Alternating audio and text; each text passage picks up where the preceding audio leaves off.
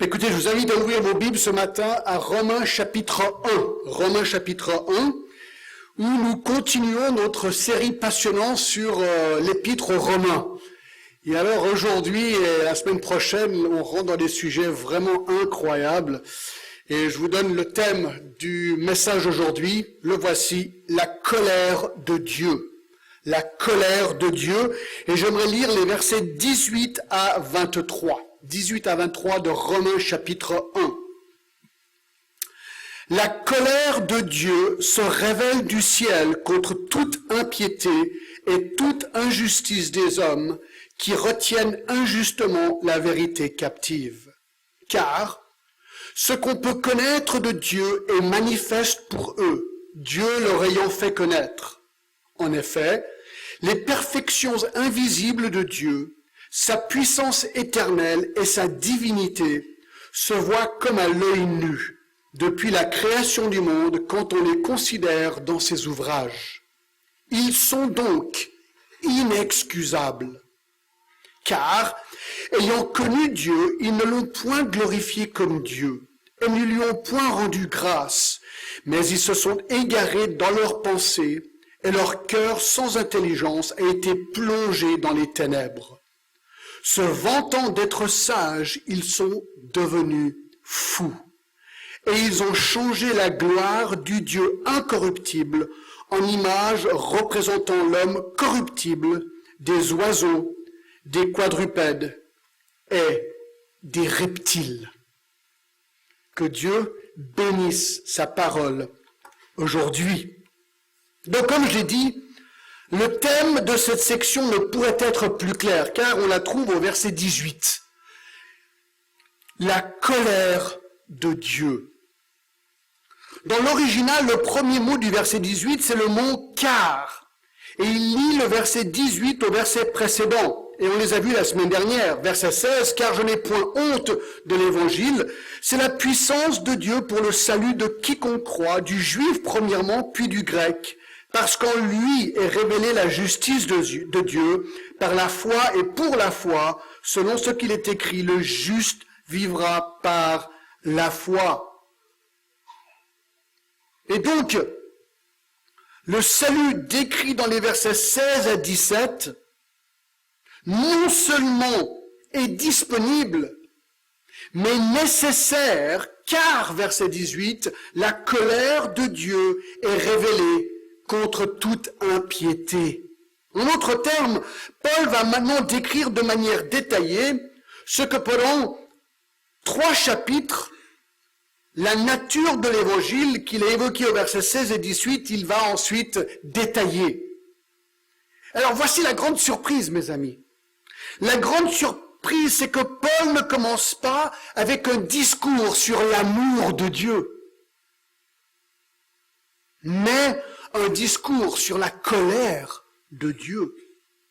Paul sait pertinemment ce que beaucoup d'évangéliques semblent avoir oublié de nos jours, que l'amour de Dieu et le salut qu'il offre n'est compréhensible que si l'on comprend en premier la colère de Dieu, son courroux envers les hommes rebelles et pécheurs. Alors c'est intéressant, les versets 16 et 17 nous disent que l'évangile est la puissance de Dieu pour le salut. Oui, d'accord, mais le salut de quoi? Le salut de quoi? Eh bien, les versets 18 nous répondent, l'évangile nous sauve de sa colère, de son courroux, des peines éternelles, de l'enfer avec lequel il punit tout pécheur.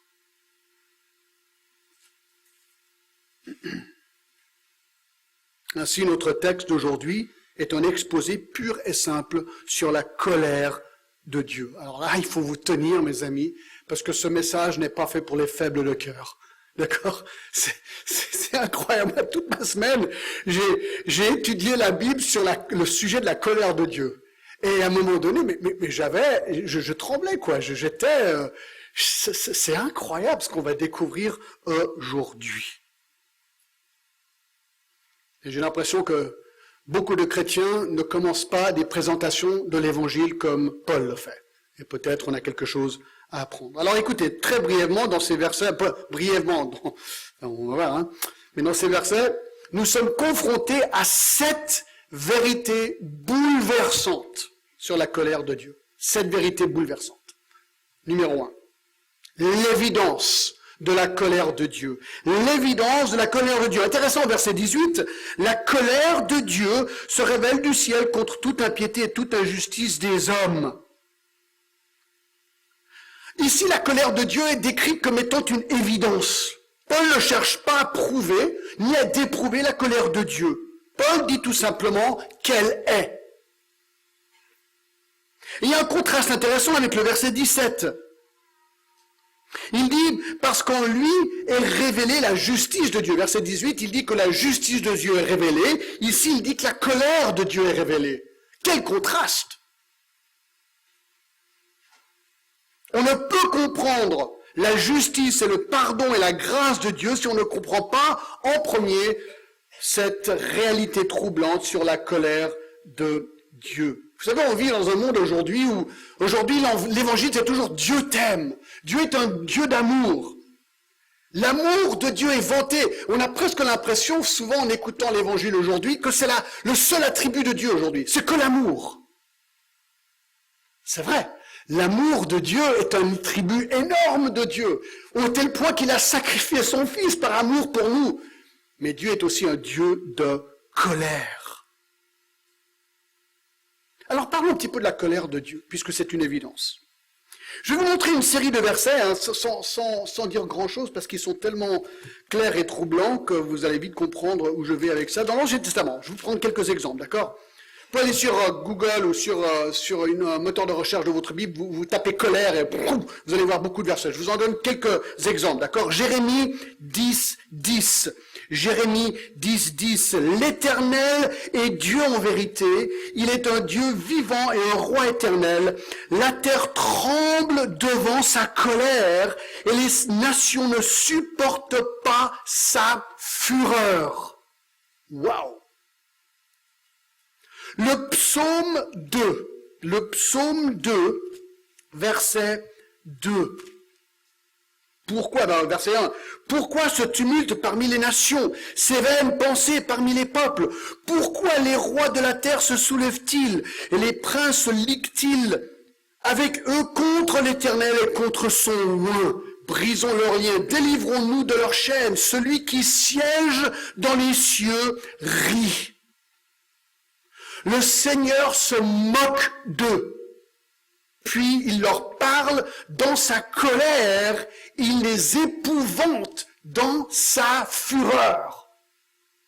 Oui, c'est la Bible qui décrit Dieu ici. Et le verset 12. Baisez le Fils de peur qu'il ne s'irrite et que vous ne périssiez dans votre voie, car sa colère est prompte à s'enflammer. Le psaume 90, verset 7. Nous sommes consumés par ta colère et ta fureur nous épouvante. Jérémie 7, 20.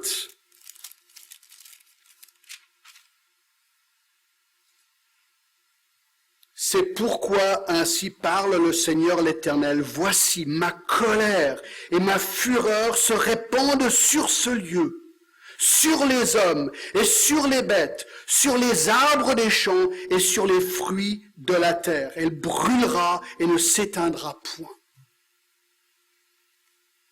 Ézéchiel 7, 19. Et il y a beaucoup d'autres versets. Je vous donne que quelques-uns de ceux qui existent. Ézéchiel 7, le verset 19, ils jetteront leur argent dans les rues, et leur or sera pour eux un objet d'horreur. Leur argent et leur or ne pourront les sauver au jour de la fureur de l'Éternel. Ils ne pourront ni rassasier leurs âmes, ni remplir leurs entrailles, car c'est ce qui les a fait tomber dans leur iniquité. Vous dites, ouais, mais John, ça c'est l'Ancien Testament. Puis le Nouveau Testament.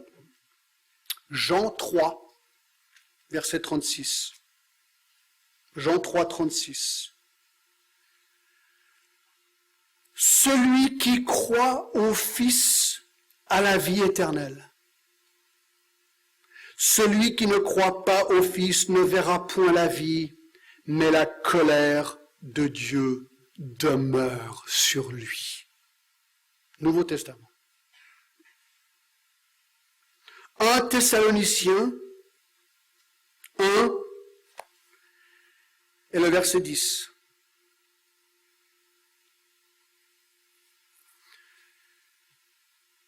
Parlant du retour de Jésus-Christ pour attendre des cieux son Fils qu'il a ressuscité des morts, Jésus, qui nous délivre de la colère à venir. Romains 2, tiens, puisqu'on est dans le livre des Romains, ce serait peut-être bien d'y aller. Romains 2 et le verset 7. Écoutez, c'est incroyable, ce verset. Peut-être on va commencer au verset 5.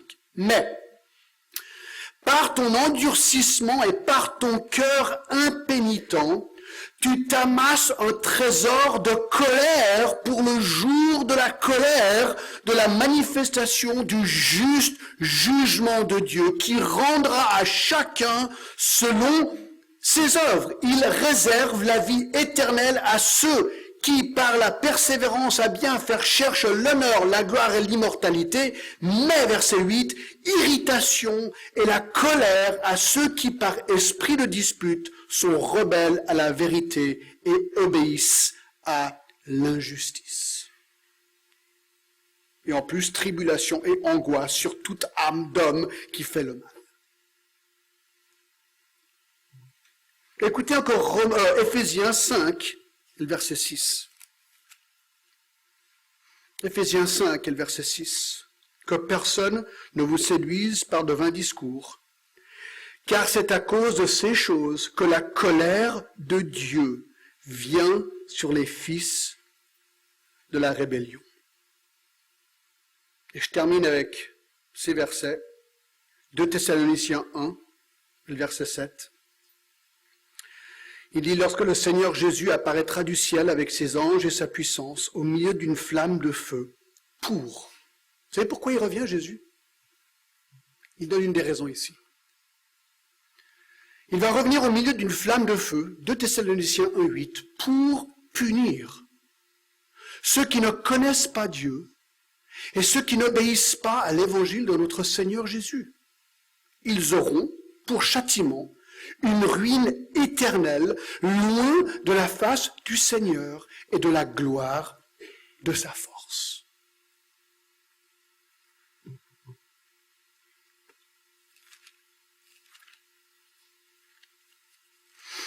Et je rajoute un verset, 2 versets. Jésus dit dans Matthieu 25, ensuite il dira à ceux qui seront à sa gauche, verset 41, « Retirez-vous de moi, maudits, allez dans le feu éternel qui a été préparé pour le diable et pour ses anges. » Verset 46, « Et ceux-ci iront au châtiment éternel, mais les justes à la vie éternelle. »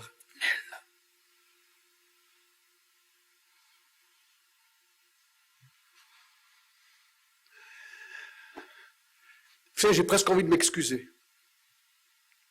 C'est le sentiment humain, n'est-ce pas? Et je ne veux pas m'excuser. Comment est-ce que je pourrais m'excuser pour une vérité qui est biblique, qui est juste? Il n'y a pas à s'excuser, mes amis. C'est la pure et simple vérité. Tout ce que je viens de vous lire est tiré des pages de la parole de Dieu, la Bible, le best-seller de tous les temps.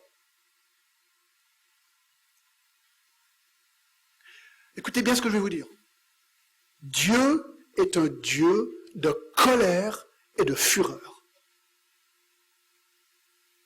Il est indigné contre le péché et son juste jugement éternel attend toute personne qui refuse de venir à lui par le biais de son Fils Jésus-Christ pour être gracié.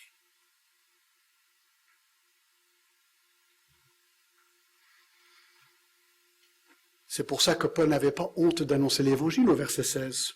Je n'ai point honte de l'évangile, car c'est la puissance de Dieu pour le salut de quiconque croit. Donc ça, c'était le premier point. L'évidence pour la colère de Dieu. Numéro 2. La source de la colère de Dieu. Alors, on l'a déjà vu, mais je le répète, c'est intéressant, verset 18, la colère de qui? De Dieu. C'est ça la source. Cette colère vient de Dieu. Et regardez ce que le verset dit, la colère de Dieu se révèle du ciel. C'est intéressant, Dieu trône au ciel, la colère de Dieu, donc, vient du ciel. Elle se révèle. C'est intéressant, c'est au temps présent. Donc, c'est une révélation continue, depuis le début jusqu'à la fin. Cette colère continue, cette colère continue à se révéler dans le temps présent. Et revenez dimanche prochain, parce que alors là, on va voir, de manière très concrète et spécifique, comment cette colère de Dieu se manifeste dans le monde d'aujourd'hui, dans ses jugements spécifiques. Du ciel. Vous dites, mais comment est-ce que la colère de Dieu peut exister au ciel? Parce que la colère de Dieu, nous, on le voit toujours une chose mal. Non, la colère de Dieu, c'est un attribut de Dieu. C'est la juste justice de Dieu.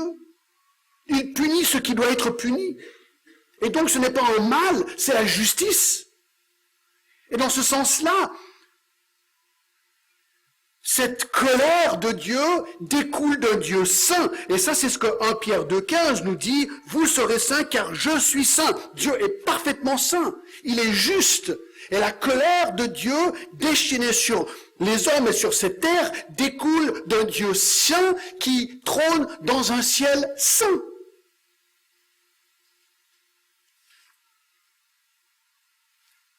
Là, c'est la source de la colère de Dieu. 3. La cible de la colère de Dieu. La cible, verset 18.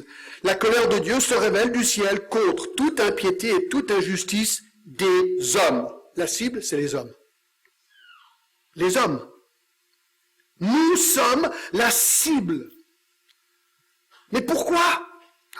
Écoutez, parce qu'il faut lire Romains. Verset 23 nous le dit. Car tous, parlons des hommes, tous ont péché et sont privés de la gloire de Dieu.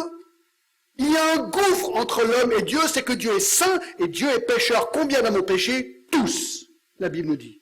Tous.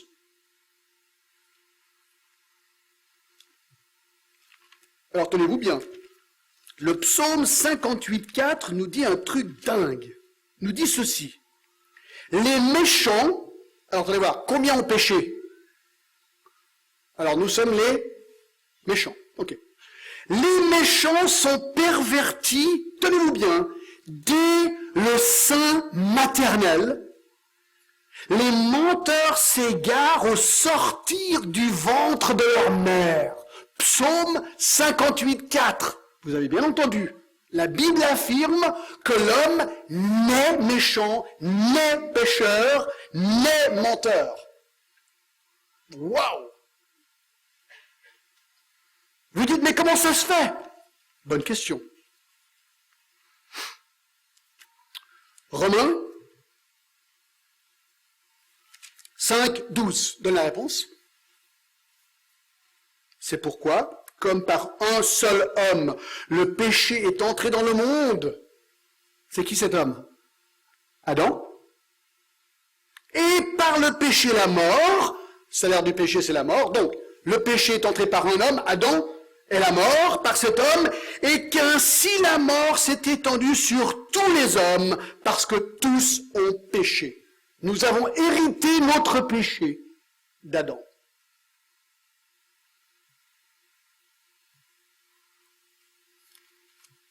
Et Éphésiens 2, 1 à 3 enfonce le clou. Vous étiez morts par vos offenses et par vos péchés. Voilà. Dans lesquels vous marchiez autrefois selon le train de ce monde, selon le prince de la puissance de l'air, de l'esprit qui agit maintenant dans les fils de la rébellion. Nous tous aussi, nous étions de leur nombre, nous vivions autrefois selon les convoitises de notre chair, accomplissant les volontés de la chair et de nos pensées, et nous étions par nature des enfants de colère. Voilà. On est né pécheurs. Vous dites, mais c'est pas juste. Oui, c'est juste. On aurait fait exactement comme Adam. Nous sommes tous coupables. Tous. Et donc nous méritons tous la colère de Dieu. C'est ce que la Bible dit.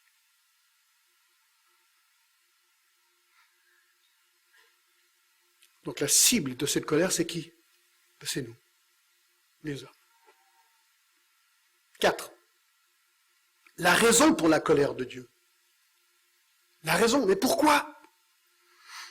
Écoutez, décidément, ce verset 18, il a beaucoup d'informations, vous ne trouvez pas? Regardez le verset 18. La colère de Dieu se révèle au ciel contre toute, voici la clé, impiété des hommes qui retiennent injustement la vérité captive. En fait, on pourrait dire qu'il y a 3 raisons. Premièrement, l'impiété des hommes. Vous savez ce que ça veut dire, impiété? L'impiété, c'est le manque de révérence pour le seul et unique vrai Dieu.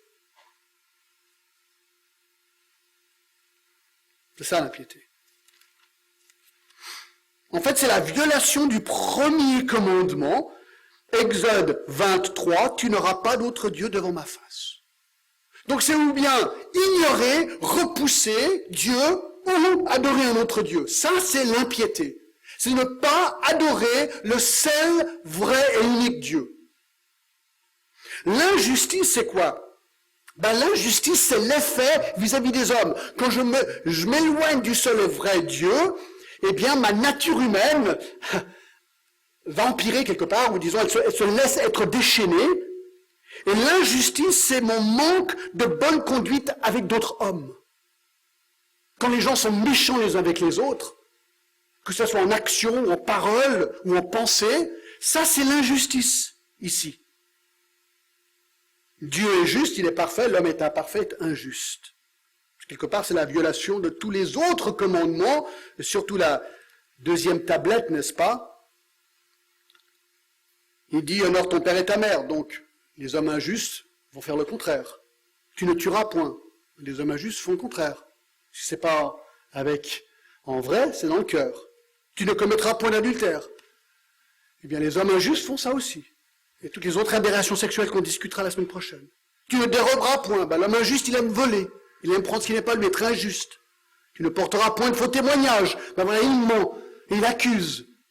C'est lui toujours au centre de l'univers. Et donc tous les autres ont tort. Et ensuite, tu ne convoiteras point. Eh bien oui, l'homme injuste aussi convoite. Il n'est jamais satisfait avec ce qu'il a. Vous voyez, ça c'est l'injustice des hommes. Et, autre raison, c'est l'erreur. La colère de Dieu se révèle du ciel contre toute impiété, toute injustice des hommes qui retiennent injustement la vérité captive. Alors, c'est intéressant ça, vraiment intéressant. Le mot vérité ici, c'est le mot qui veut dire quelque chose qui n'est pas caché, qui est exposé, clair, net. D'accord? Net, vraiment clair. Alors, écoutez, Jésus a dit, je suis la vérité. Il n'y a qu'une vérité, la vérité, c'est la vérité. D'accord? Je sais que c'est très profond ce que je viens de dire, d'accord? La vérité, c'est la vérité. Qui veut dire que finalement, la vérité elle-même ne peut pas être changée. C'est-à-dire, la vérité, c'est la vérité. Alors, on peut créer de l'erreur, mais la vérité, c'est la vérité. On ne peut pas la changer. On ne peut pas vraiment l'altérer. La vérité, c'est la vérité. Mais, le texte nous dit qu'on peut la retenir injustement captive. C'est le même mot lorsqu'on a essayé de retenir Jésus, c'est le même mot pour retenir. Cette vérité, elle veut se répandre, eh bien on peut la retenir. En fait, quelqu'un l'a décrite comme ceci. On peut prendre la vérité, la placer dans une boîte, et on peut s'asseoir sur le couvercle, et pas permettre à cette vérité d'en sortir. Ce serait l'idée ici. La vérité veut se répandre, elle veut faire son travail dans les cœurs humains. Mais les hommes retiennent cette vérité. C'est comme un chien de chasse. Vous avez déjà vu un chien de chasse? Un chien de chasse, il veut chasser. Ce serait dommage de mettre une laisse ou une chaîne à un chien de chasse pour qu'il ne puisse pas chasser comme il aimerait chasser. C'est ce que les gens font avec la vérité. Voilà les raisons pour lesquelles la colère de Dieu est révélée contre les hommes, à cause de leur impiété, leur injustice et l'erreur, disons, ils essaient de capter ou d'enfermer la vérité. Et je trouve vraiment intéressant, vous savez, le psaume 14.1. C'est incroyable ce que les gens font pour essayer de renfermer cette vérité. L'insensé psaume 14.1 dit en son cœur, il n'y a point de Dieu. C'est un insensé qui conclut qu'il n'y a pas de Dieu. Voilà quelqu'un qui met un couvercle sur la boîte, il met la vérité dedans, il s'assied dessus, il dit non, je ne veux pas savoir. Je vous affirme qu'il n'y a pas de Dieu. Il faudrait qu'ils lisent la suite, ces personnes. Peut-être vous êtes là, peut-être c'est un petit peu votre optique. Restez avec moi. Restez avec moi, là, c'est vraiment important. 5. La tragédie de la colère de Dieu. La tragédie de la colère de Dieu. Alors, je dis tragédie, pourquoi? Dans ce sens-là, la tragédie du fait que les hommes peuvent y échapper. Ils peuvent y échapper, mais la plupart refusent d'y échapper. Vous dites, quoi? Oui. Oui, les versets 19 et 20 sont là pour expliquer à ceux qui refusent de connaître Dieu, qui refusent l'évidence d'un Dieu, pour qu'ils sachent qu'ils sont en fait inexcusables. S'ils s'assiedent sur la boîte, et ils enferment la vérité dans la boîte, ils sont quand même inexcusables, nous dit ces versets. Ces versets sont là pour nous montrer que personne ne pourra se tenir devant Dieu au dernier jour, et le jour du jugement, et dire « Ah mais écoute Dieu, je ne savais pas ». Non, là ce sera impossible de dire ça. Regardez les versets 19 et 20. Car, ah oui, la colère de Dieu est révélée contre les hommes. Pourquoi? Il le dit. Car ce qu'on peut connaître de Dieu est manifeste pour eux, Dieu leur ayant fait connaître. En effet, les perfections invisibles de Dieu, sa puissance éternelle et sa divinité se voient comme à l'œil nu depuis la création du monde quand on les considère dans ses ouvrages. Waouh!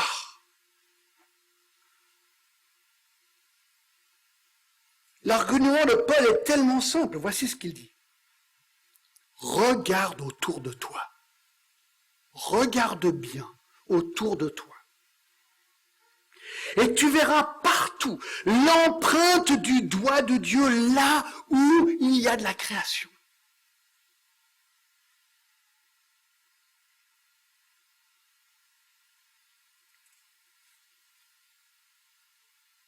C'est ce qu'on appelle la révélation générale. Si tu regardes autour de toi et tu réfléchis un petit peu, tu vas voir Dieu partout. Regardez, verset 19. Ce qu'on peut connaître de Dieu est manifeste pour eux. Donc c'est pour les gens qui vont subir la colère de Dieu. C'est pour des incrédules ici. Ce qu'on peut connaître de Dieu est manifeste pour eux, Dieu leur ayant fait connaître. Alors il dit très, très clairement que ce qu'on peut connaître de Dieu est clair. Manifestement égale, c'est évident.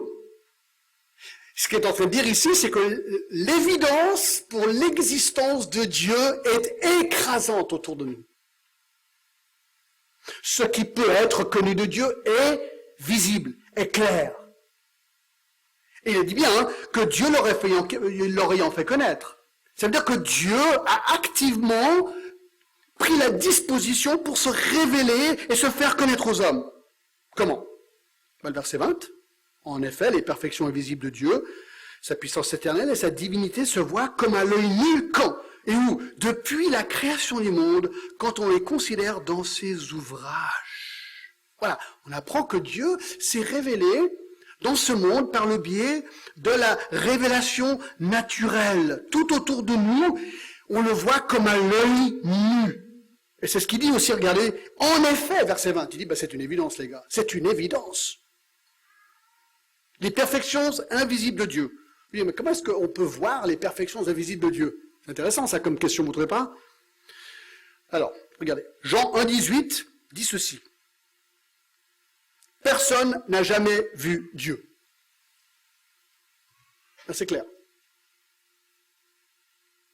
Mais Colossiens 1,15 nous dit ceci. Le Fils est l'image du Dieu invisible. Ah! Dieu est esprit, Jean 4. On n'a jamais vu Dieu. Mais Jésus-Christ est l'image, il est Dieu incarné. Celui qui a vu Jésus a vu Dieu, de Dieu invisible, c'est ce qu'il a dit. Et, tenez-vous bien, Le Fils est l'image du Dieu invisible, le premier-né de toute la création, car en lui ont été créées toutes les choses qui sont dans les cieux et sur la terre, les visibles et les invisibles, tout trône, dignité, domination, autorité, tout a été créé par lui et pour lui. Tu dis, John, j'ai jamais vu Dieu. Moi non plus. Mais j'ai même pas vu Jésus. Non, Jésus est dans mon cœur. Je suis sûr qu'il m'a transformé. Mais j'ai jamais vu visiblement.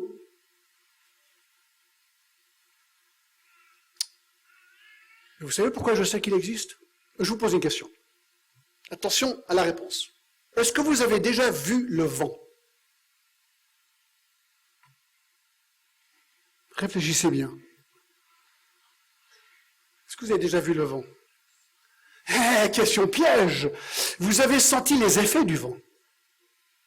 Eh bien, moi, j'ai expérimenté, mais alors, l'effet de Jésus-Christ dans ma vie, mes amis, mais alors de manière majestueuse. Et si tu es chrétien, toi aussi. Et Paul est en train de dire, si tu regardes la complexité de la création, parce que le verset 20, c'est quand même la création ici, tu ne peux pas conclure que ce n'est pas de Dieu. C'est pas possible. Les perfections invisibles de Dieu, la puissance éternelle de Dieu. Écoutez, mes amis, si tu regardes la création autour de toi, tu ne peux pas ne pas conclure, waouh, ça doit venir de quelque chose quand même plus grand que moi. Pas conclure qu'il n'y a pas un Dieu derrière, c'est pas possible. Là, c'est possible parce que tu enfermes la boîte. Et sa divinité, c'est-à-dire que quand tu regardes la création, tu vois l'empreinte de la divinité de Dieu. L'homme qui regarde la création autour de lui, il doit se dire, à un moment donné, attends voir, il doit y avoir un Dieu. Écoutez, si vous aimez skier, moi j'aime bien aller à Flaine. Tu arrives tout en haut à Flaine, 2500 mètres, grand bonjour, hein. Tu vois le Mont Blanc et toutes les Alpes. Mais ça fait des années que je monte là-haut, et chaque fois que j'y vais, je me dis, waouh! Et tous les touristes, là, dans toutes les langues, c'est waouh, waouh, waouh, waouh. Ils ont tous des expressions dans leur langue. Mais on est tous bouche bée devant cette création majestueuse. Et je sais que dans le cœur de l'homme, s'il se laisse un petit peu aller, il va se dire, il doit y avoir un Dieu qui a créé ça. C'est quand même trop gros.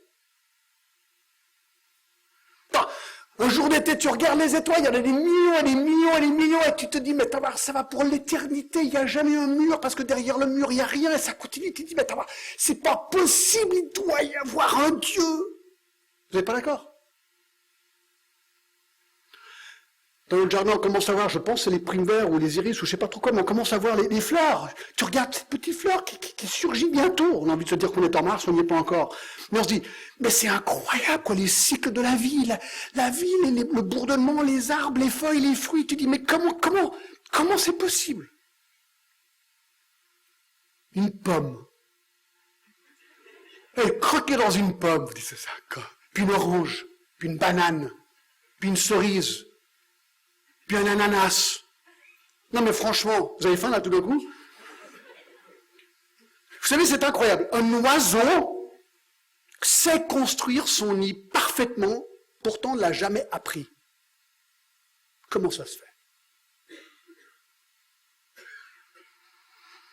Une libellule. C'est incroyable les libellules. Vous avez déjà analysé une libellule? C'est beau. Un crapaud qui saute. Un singe. Moi, j'ai eu l'occasion d'aller en Ouganda, je voyais des singes, des zèbres, des éléphants, là, dans la nature. Une girafe avec un cou tellement long, c'est incroyable quand même, la girafe.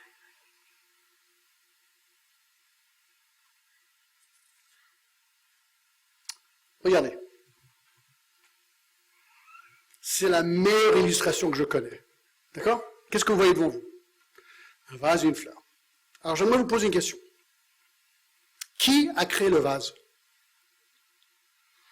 Écoutez, j'ai regardé ce matin, d'accord? Mon épouse m'a aidé. Waterford. Waterford. Question. Qui a créé la fleur? Ou alors là, c'est un coup de peau. Là, c'est l'évolution. Il n'y a pas de créateur. Mais allez voir. C'est une logique, mais alors complètement nulle, quoi. Franchement. Écoutez, le vase est beaucoup moins complexe qu'une fleur. Et pourtant, il n'y a aucune question. Personne ne va se conclure, ce vase s'écrit lui-même. C'est ridicule.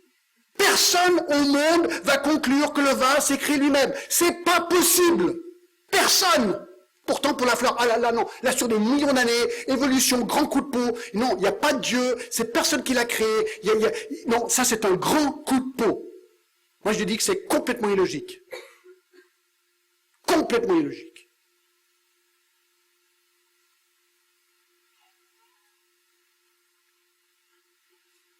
Sir Isaac Newton, au XVIIe siècle, un jour il a fait construire une maquette miniature articulée du système solaire. Au milieu de cette maquette, une grosse boule jaune représentait le Soleil et tout autour des sphères de tailles diverses représentant des planètes Mercure, Vénus, Terre, Mars, Jupiter et d'autres encore. Cette maquette ingénieuse permettait la rotation des diverses boules de la même manière que les planètes font rotation autour du Soleil pour du vrai. Par le biais de perches et de roues et de dents et de gaines et toutes sortes de choses, eh bien, toutes les planètes faisaient rotation autour du Soleil avec une précision exacte. Alors un ami a rendu visite à Newton un jour pendant qu'il travaillait sur sa maquette, et l'ami n'était pas un croyant. Et en voyant la maquette, selon un rapport publié plus tard, cet ami lui a posé la question, « Dis voir, Newton, incroyable ta maquette, incroyable. Qui l'a fabriquée pour toi ?» À quoi il a répondu, « Personne. » Comment personne? Non, personne. Il y a bien quelqu'un qui a créé cette maquette. Non, personne. Non, il a dit, toutes ces boules, ces tiges, ces lanières, ce sont par chance. Un jour, elles se sont rassemblées comme ça, avec un grand coup de chance, toutes seules. Et par un autre coup de chance, eh bien, elles ont toutes commencé à tourner. Et en tournant, elles tournaient parfaitement, quoi, dans une logique parfaite. Puis le gars, il a dit, mais ensuite, il a compris. Pour la maquette, on va conclure que c'est obligatoire que quelqu'un les construit. Mais quand on parle du système solaire, ah non, là, un grand coup de peau.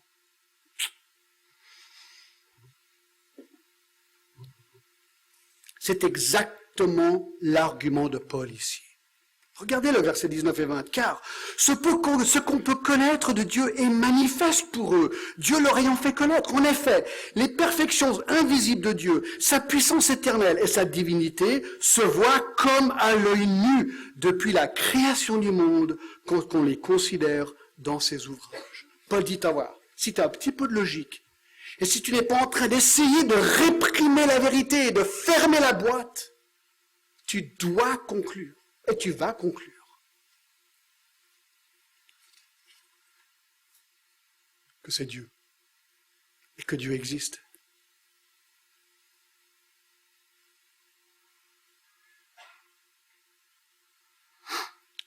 Six, l'inévitabilité de la colère de Dieu. Regardez la fin du verset 20. C'est comme une bombe. Ils sont donc quoi? Inexcusables. Personne, mes amis, personne ne pourra se tenir devant Dieu et dire un jour, je ne savais pas. Personne. Personne. Ils sont inexcusables. Mes amis, l'incrédulité exige un acte de rébellion contre le bon sens, selon un commentateur qui s'appelle Mounce. J'ai trouvé vraiment excellent ce qu'il dit. L'incrédulité exige un acte de rébellion contre le bon sens. Il faut vraiment vouloir être incrédule. Alors bien sûr, bien que la création ne peut pas forcer une personne à croire, elle laisse néanmoins la personne responsable pour ne pas avoir cru. Car l'évidence pour l'existence de Dieu est écrasante. Alors, dans quel sens est-ce qu'ils sont inexcusables? Eh bien, les versets 19 et 20 nous disent que la nature est suffisante pour permettre aux hommes de croire aux perfections invisibles de Dieu, à croire à la puissance éternelle de Dieu et croire à sa divinité. Dans ce sens-là, ils sont inexcusables s'ils concluent qu'il n'y a pas de Dieu. Mais vous dites, mais alors John, est-ce qu'ils peuvent être sauvés? Est-ce que c'est assez d'informations pour être sauvés? Non. Tu ne peux pas être sauvé en concluant simplement qu'il y a un Dieu de la création. Pourquoi est-ce que je dis ça? Parce que Jésus était très clair par rapport à ça, n'est-ce pas? Dans Jean 14, on apprend ceci au verset 6, Jésus lui dit, « Je suis le chemin, la vérité et la vie. Nul ne vient au Père que par moi. » On ne peut être sauvé que par Jésus-Christ. Acte 4, 12 aussi nous en parle. Il y a beaucoup de versets sur ce point. Il n'y a de salut en aucun autre, car il n'y a sous le ciel aucun autre nom qui ait été donné parmi les hommes par lequel nous devions être sauvés. Et en Timothée, chapitre 2, verset 3, « Cela est bon et agréable devant Dieu notre Sauveur, qui veut que tous les hommes soient sauvés et parviennent à la connaissance de la vérité, car il y a un seul Dieu et aussi un seul médiateur entre Dieu et les hommes, Jésus-Christ, homme. » Vous dites alors, je ne comprends pas. Écoutez, c'est simple.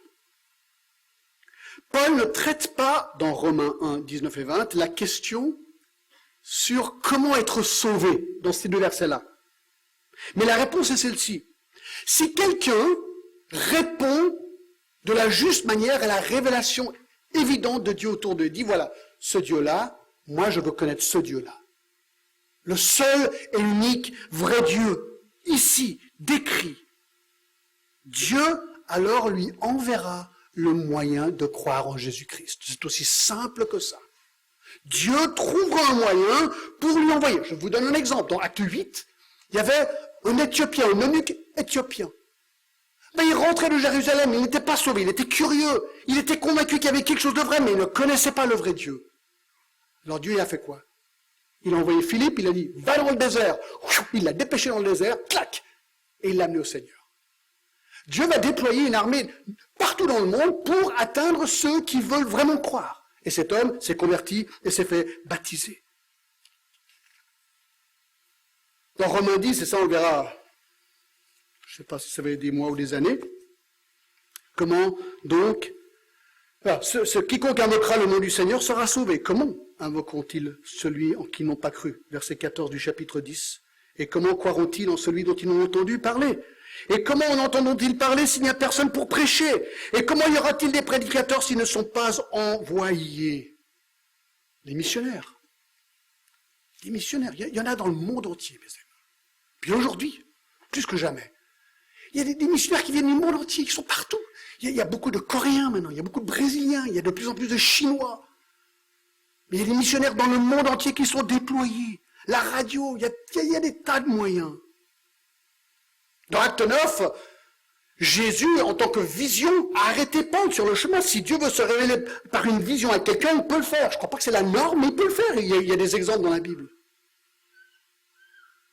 C'est intéressant, Joseph et Marie ont appris l'évangile par le biais d'un ange. C'est l'ange qui a annoncé à Joseph et à Marie comme quoi Jésus allait sauver le peuple de leurs péchés. Donc Dieu peut à la limite envoyer un ange s'il veut.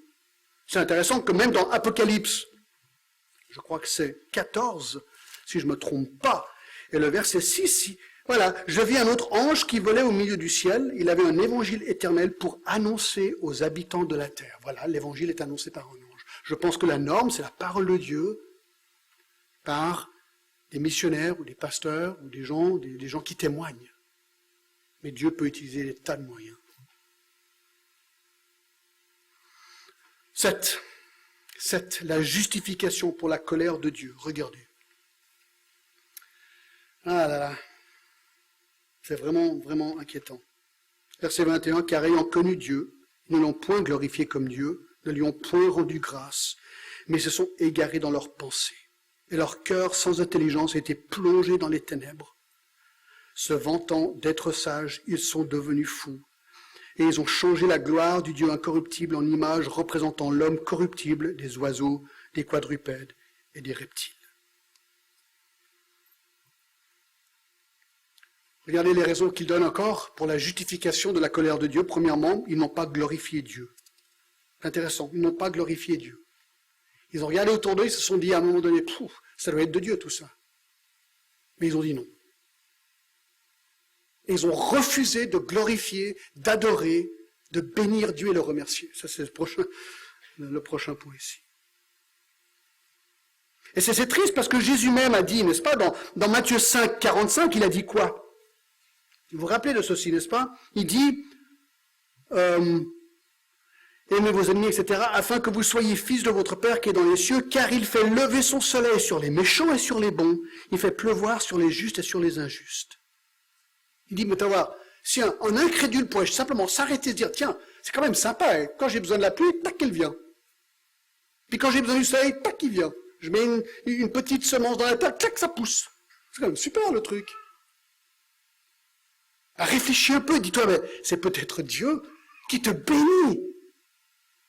C'est pas peut-être, c'est une certitude. Et donc, notre réaction, et voilà pourquoi les gens sont condamnés, ils ont connu Dieu, dans le sens que Dieu était évident autour d'eux, mais ils ne l'ont point glorifié comme Dieu.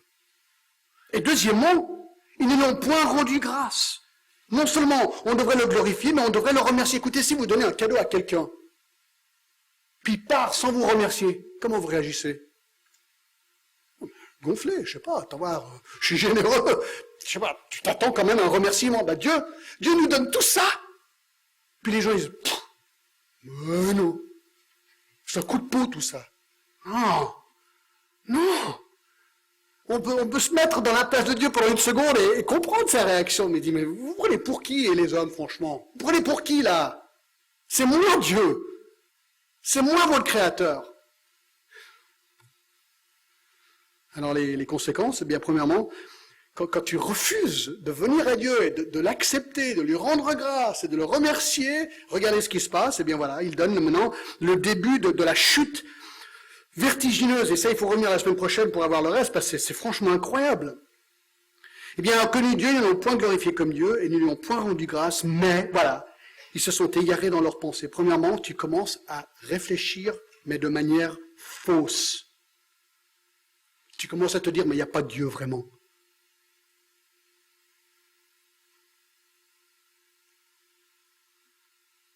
Ils noircissent leur cœur. Égarés dans leurs pensées, leur cœur sans intelligence est plongé dans les ténèbres. Ils suivent le penchant de leur cœur. Alors, de nouveau, Jésus n'avait pas des choses très belles à dire par rapport au cœur humain. Il dit, verset 19 de Matthieu 15, « Car c'est du cœur que viennent les mauvaises pensées, les meurtres, les adultères, les débauches, les vols, les faux témoignages, les calomnies. » Ben voilà, un homme laissé à lui-même, l'homme qui va suivre le penchant de son cœur, qu'est-ce qu'il va faire? Il va avoir des mauvaises pensées, il va commencer à penser aux meurtres, aux adultères, à la débauche, aux vols, aux faux témoignages, aux calomnies. C'est évident. Et ils deviennent fous. Écoutez, ce verset 22, il est incroyable. Se vantant d'être sages, ils sont devenus fous. Alors, on les entend à la télé toute la journée, ces gens-là. Ils se vantent. Ils se vantent de choses, mais complètement à côté de la parole de Dieu.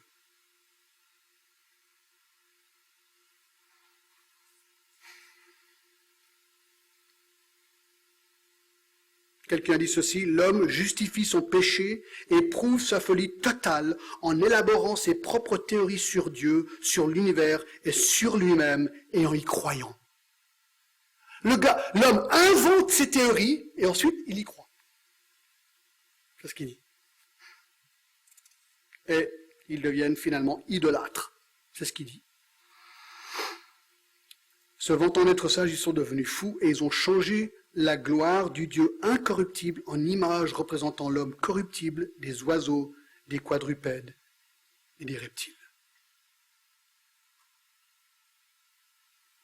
Premièrement, l'homme commence à s'adorer lui-même. Bon, dans la Bible, on le voit, dans Daniel 3, il y a carrément une statue, les gens sont demandés de prosterner cette statue. Donc ça, il y a eu ce genre de choses, mais aujourd'hui, je pense que les hommes, on les met parfois, peut-être dans certains domaines de la vie, on les divinise presque, les hommes. La science est devenue presque divin.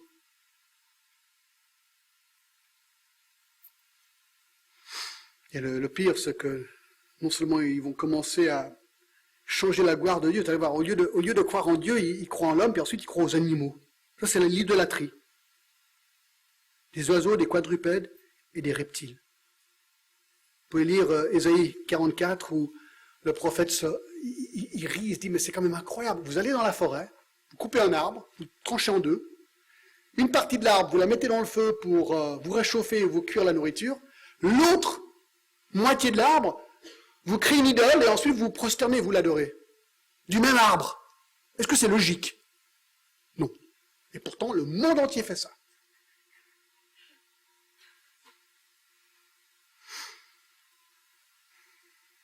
L'agence de presse internationale a révélé que les rats sacrés de l'Inde sont 5 fois plus nombreux que la population et qu'ils profitent pleinement de leur statut sacré. Pendant que l'Inde combat la famine dans beaucoup de ses États appauvris, les rats sont lentement en train de ronger les greniers du pays et ressortent avec leurs estomacs remplis. Selon l'Institut des études socio-économiques de l'Inde, il y a plus de 3 milliards de rats en Inde. Les scientifiques pensent que les pertes économiques dans le pays à cause des rats égalent à près de 1 milliard de dollars. 30% de la nourriture produite en Inde est mangée ou détruite par des rats. En Inde, tous les rats, c'est ça le problème, sont considérés sacrés, puisque dans la mythologie hindoue, ils sont des éminences divines de prospérité. Dans le cœur du désert indien, à l'ouest, dans l'état de Rajasthan, il y a un temple ancien d'Eshnouk. Vous pouvez aller voir sur Google, j'ai fait ma recherche, c'est vraiment vrai. D'accord? Deshnouk est un temple dédié aux rats. Ici, plus de 25 000 rupies ou 3 300 $ de grains précieux sont nourris aux rats chaque année. Les rats de Deshnouk seraient la réincarnation des membres de la caste de Charan à laquelle appartenait Karni Mata. Cette sainte femme, qui a vécu au XVe siècle, serait morte à l'âge de 151 ans. Elle aurait été réincarnée en un gros rat blanc. Tous les membres de sa caste seraient réincarnés depuis dans des corps de rats. Ce sont donc des rats sacrés. Il y a même des vidéos sur Google, vous pouvez aller voir, c'est incroyable. Des milliers de rats. Et ils viennent manger des grains, ils ont de la soupe, ils ont du lait. Les rats partout là, dans les jambes. Et le temple de Karni Mata abrite des milliers de rats qui sont vénérés par des millions de visiteurs qui voient ces rats comme la réincarnation de leurs défunts. Mes amis, c'est exactement le verset 23. Se vantant d'être sages, ils sont devenus fous et ils ont changé la gloire du Dieu incorruptible en image représentant l'homme corruptible, des oiseaux, des quadrupèdes et des reptiles.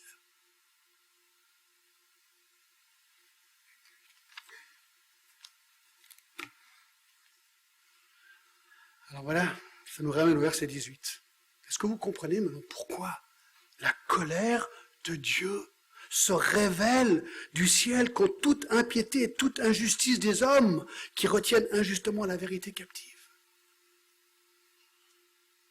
Vous dites, mais quelle est la solution?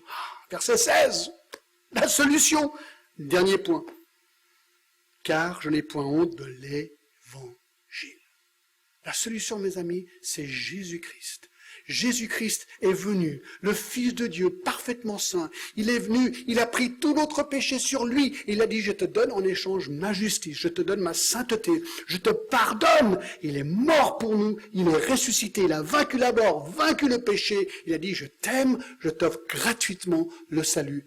Aujourd'hui, tu peux l'avoir. C'est immédiat, c'est total, c'est gratuit. Il te pardonne de A à Z, du passé jusqu'à l'avenir, et il te promet une place au ciel.